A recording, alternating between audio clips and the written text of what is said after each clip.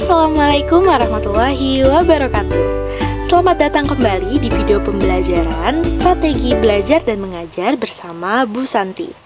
Di video kali ini kita akan melanjutkan materi, yaitu mengenai kepribadian dan etika profesi guru. Langsung saja kita simak materinya. Selanjutnya ada materi mengenai etika dan profesi guru. Ya, jadi seperti yang bisa dilihat, profesi itu merupakan suatu pekerjaan atau jabatan yang menuntut keahlian, tanggung jawab, dan kesetiaan terhadap pekerjaan tersebut. Nah, menurut Dedi Suryadi ada beberapa makna pengertian yang diisyaratkan dari definisi tersebut. Yang pertama yaitu hakikat profesi adalah suatu pernyataan atau suatu janji terbuka. Jadi ketika seseorang sudah memiliki janji terhadap suatu profesi, maka dia akan memiliki sanksi-sanksi jika melanggar janji-janji tersebut. Lalu selanjutnya profesi itu mengandung unsur pengabdian. Yang dimaksud di sini yaitu jika kita sudah berkomitmen terhadap suatu profesi, maka kita harus mengabdi terhadap profesi tersebut. Contohnya jika profesi kedokteran, maka dokter tersebut akan berkomitmen untuk kesembuhan pasien. Lalu kalau misalkan profesi guru, misalkan seperti kita berkomitmen untuk memajukan masa depan anak-anak didik kita. Lalu yang selanjutnya yaitu profesi adalah suatu jabatan atau pekerjaan. Jadi selain itu, profesi itu juga dimaknai sebagai suatu jabatan atau pekerjaan, di mana untuk menjabat atau melakukan pekerjaan tersebut kita membutuhkan keahlian. Seperti saat ini kita sedang melakukan pendidikan untuk nantinya bisa jadi untuk bekerja di perusahaan atau menjadi seorang tenaga pendidik. Berikutnya ada etika dan kode etik. Etika sendiri bermakna sekumpulan azas atau nilai yang berkenaan dengan akhlak, tata cara, ada sopan santun, nilai mengenai benar dan salah, tentang hak dan kewajiban yang dianut oleh suatu golongan dan masyarakat. Etika sendiri pada hakikatnya merupakan dasar pertimbangan dalam pembuatan keputusan tentang moral manusia dalam interaksi dengan lingkungannya. Secara umum, etika dapat diartikan sebagai suatu disiplin filosofis yang sangat diperlukan dalam interaksi antar sesama manusia dalam memilih dan memutuskan pola-pola perilaku yang sebaik-baiknya berdasarkan timbangan moral-moral yang berlaku. Karena kode etik itu merupakan salah satu kesepakatan bersama dari para anggota suatu profesi, maka kode etik ini ditetapkan oleh organisasi yang mendapat persetujuan dan kesepakatan dari para anggotanya. Khusus mengenai kode etik guru di Indonesia, yaitu PGRI atau Persatuan Guru Republik Indonesia, telah menetapkan kode etik guru sebagai salah satu kelengkapan organisasi, sebagaimana tertuang dalam anggaran dasar dan anggaran rumah tangga PGRI. Yang berikutnya yaitu ada tujuan dari kode etik. Pada dasarnya tujuan itu merumuskan kode etik dalam suatu profesi adalah untuk kepentingan anggota dan kepentingan organisasi profesi itu sendiri. Secara umum, tujuan mengadakan kode etik adalah sebagai berikut. Yang pertama yaitu menjunjung tinggi martabat dan profesi. Kode etik dapat menjaga pandangan dan kesan pihak luar atau masyarakat agar mereka tidak memandang rendah terhadap profesi yang bersangkutan. Yang kedua, ada untuk menjaga dan memelihara kesejahteraan para anggotanya. Kesejahteraan sendiri itu mencakup lahir atau material maupun batin, yaitu spiritual, emosional, dan mental. Kode etik umumnya memuat larangan-larangan untuk melakukan perbuatan-perbuatan yang merugikan kesejahteraan para anggotanya. Yang ketiga ada pedoman berperilaku. Pedoman berperilaku ini mengandung kode etik, yaitu peraturan yang membatasi langkah dan tingkah laku yang tidak pantas dan tidak jujur bagi para anggota profesi dalam berinteraksi dengan sesama rekan anggota profesinya. Yang keempat ada untuk meningkatkan pengabdian para anggota profesi. Kode etik berkaitan dengan peningkatan kegiatan pengabdian profesi sehingga para anggota profesi dapat dengan mudah mengetahui tugas dan tanggung jawab pengabdiannya dalam melaksanakan tugasnya. Yang kelima, untuk meningkatkan mutu organisasi profesi. Kode etik memuat norma-norma dan anjuran agar para anggota profesi selalu berusaha untuk meningkatkan mutu pengabdian pada para anggotanya.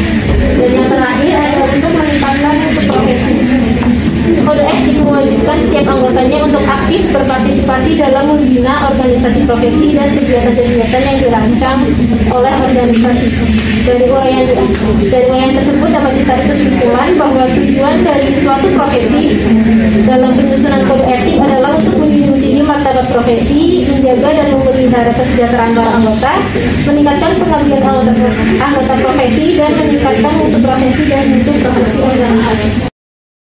Adapun orang dalam profesi guru yang pertama itu memiliki kepribadian yang tangguh, di mana seorang guru diharuskan untuk bertakwa kepada Tuhan Yang Maha Esa, berakhlak mulia, kreatif dan mandiri. Yang kedua itu memiliki wawasan kependidikan, psikologi, budaya peserta didik dan lingkungan. Yang ketiga itu mampu melaksanakan praktik bimbingan dan konseling secara profesional. Yang keempat itu memecahkan berbagai persoalan yang menyangkut bimbingan konseling. Yang kelima itu mengembangkan dan mempraktikkan kerjasama dalam bidangnya dengan pihak terkait. Yang keenam itu memiliki wawasan psikososial, kependidikan, dan kemampuan memberdayakan warga belajar dalam konteks lingkungannya. Yang ketujuh itu memiliki pengetahuan tentang hakikat, tujuan, dan prinsip evaluasi pendidikan.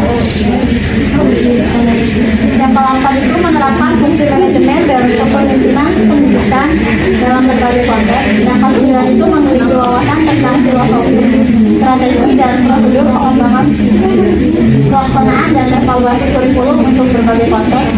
Yang ke-10 itu memiliki wawasan yang luas tentang teknologi pembelajaran. Yang ke-11 itu mampu menerapkan berbagai prinsip teknologi dalam berbagai konteks. Yang ke-12 itu mampu memecahkan masalah pendidikan melalui teknologi pembelajaran. Baik, kita ke materi selanjutnya. Tugas dan tanggung jawab seorang guru yang tertuang dalam Undang-Undang Nomor 14 Tahun 2005. Yang pertama itu adalah guru bertugas sebagai pendidik. Sebagai pendidik, guru memiliki tugas yang berkaitan dengan peningkatan pertumbuhan dan perkembangan peserta didik, seperti halnya perkembangan karakter yang baik bagi seluruh siswa. Yang kedua itu ada tugas guru sebagai pengajar. Dalam hal ini, guru memiliki tugas untuk membuat sesuatu yang jelas dan mudah dipahami oleh muridnya agar bisa memecahkan masalah dalam proses pembelajaran. Yang ketiga itu adalah melatih keterampilan hidup. Pada poin ketiga ini dapat kita asumsikan bahwa siswa adalah wadah dan guru bertugas untuk mengisi wadah tersebut dengan keterampilan atau percepatan hidup lainnya. Yang keempat itu adalah memberikan bimbingan dan pengetahuan. Selain menjadi pendidik dan pengajar, seorang guru juga bertugas membimbing dan mengarahkan siswanya jika siswanya kesulitan atau kebingungan. Yang kelima itu memberikan motivasi. Untuk meningkatkan semangat belajar siswa, guru bertugas untuk memberikan motivasi. Motivasi tersebut dapat berupa ujian, penghargaan, hadiah, dan lain sebagainya. Yang keenam itu adalah guru sebagai pengelola pembelajaran. Dalam mengelola pembelajaran, seorang guru itu membuat metode dan media pembelajaran. Yang ketujuh itu adalah guru berperan sebagai model dan teladan. Dalam hal ini, guru diharuskan untuk memberikan contoh hal yang baik. Yang kedelapan itu guru sebagai administrator. Guru dituntut untuk memberikan administrasi yang teratur agar proses belajar mengajar dapat berjalan dengan baik. Yang kesembilan itu adalah sebagai penasihat.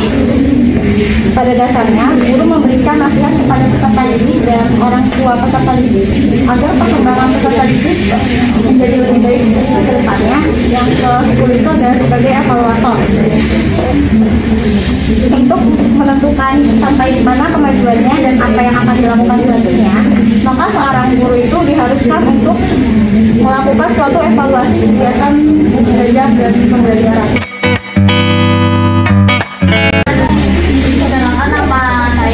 Desa Putri dari kelompok 1. Sebelumnya makasih buat kelompok 4 buat kesempatan bertanya. Aku mau nanya, tadi kan kelompok 4 udah ngejelasin nih tentang pokok materinya, yaitu kepribadian dan etika profesi.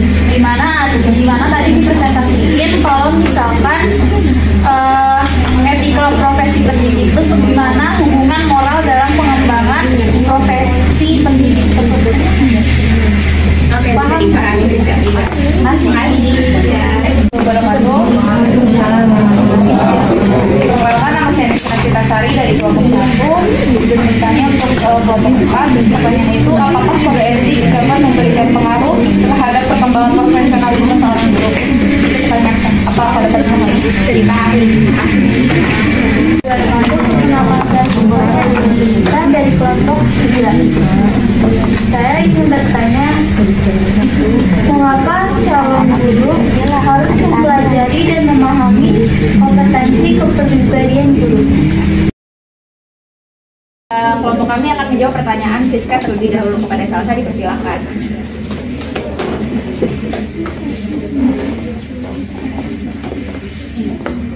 Sebelumnya saya ucapkan terima kasih kepada Fiska atas pertanyaannya mengenai hubungan moral dalam pengembangan profesi pendidik. Seorang pendidik dikatakan berkualitas, berkompeten, bahkan profesional jika apa yang dilakukannya, baik sikap, perilaku, tindakan, cara mendidik, dan cara menempatkan posisinya dapat menunjukkan atau mencerminkan sesuatu yang baik, berakhlak, dan bermoral. Seorang guru harus dapat menempatkan dirinya di mana saja secara baik dan menunjukkan sikap ataupun perilaku yang bermoral. Pola tingkah laku guru tersebut dapat dilihat dari segi sasaran sikap profesi guru, yaitu yang pertama ada sikap terhadap peraturan perundang-undangan. Seorang guru itu dituntut untuk taat kepada ketentuan pemerintah. Dengan sikap tersebut dapat kita lihat apakah guru tersebut bermoral atau tidak. Yang kedua itu ada sikap terhadap organisasi profesi. Terdapat hubungan timbal balik antara anggota organisasi dengan organisasi tersebut, baik dalam melaksanakan kewajibannya maupun dalam mendapatkan haknya. Oleh sebab itu, setiap guru itu diharuskan untuk bertindak sesuai dengan sistem organisasi tersebut. Yang ketiga itu ada sikap terhadap teman sejawat. Dalam ayat 7 kode etik profesi guru itu disebutkan bahwa guru memelihara hubungan seprofesi, semangat kekeluargaan, dan kesetiakawanan sosial. Jika hal tersebut telah dilaksanakan, maka akan tumbuh rasa simpati kebersamaan. Yang keempat itu ada sikap terhadap anak didik. Seorang guru yang bermoral adalah guru yang menempatkan peserta didik sebagai subjek, bukan objek. Yang kelima itu ada sikap terhadap pemimpin. Sikap seorang guru terhadap pemimpin harus positif, dalam pengertian harus bekerja sama dalam menyelesaikan program yang telah disepakati. Dari hal-hal tersebut dapat kita simpulkan bahwa moral berhubungan penting dalam pengembangan profesi pendidik, karena setiap guru harus memiliki nilai dan moral yang baik dalam mengembangkan profesinya. Dengan begitu, seorang guru akan mampu bersikap dan berperilaku yang baik di dalam profesinya. Sekian teman-teman dari kelompok kami, terima kasih sudah terjawab.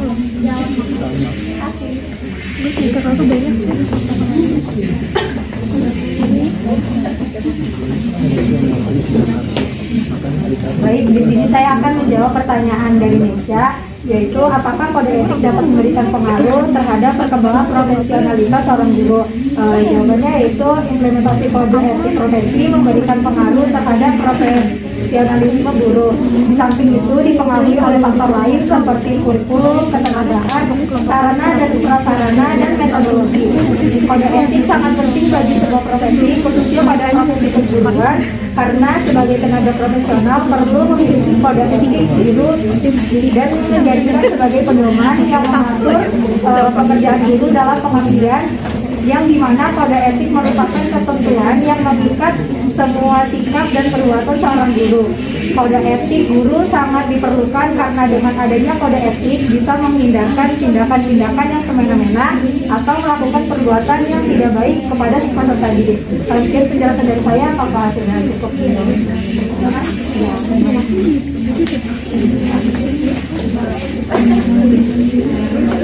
Baik, saya akan menjawab pertanyaan dari Siva, yaitu mengapa seorang calon guru harus mempelajari dan memahami kompetensi kepribadian guru.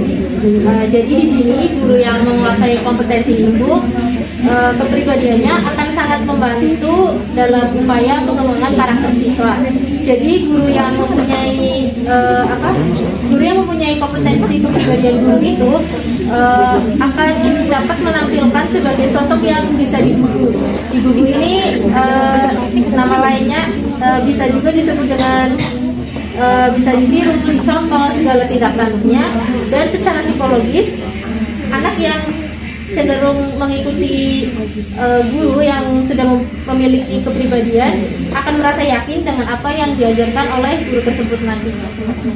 Sekian dari saya. Sekian materi pembelajaran yang dapat disampaikan di video pembelajaran kali ini. Semoga bermanfaat untuk kita semua ya. Terima kasih atas atensi dan semangatnya. Wassalamualaikum warahmatullahi wabarakatuh.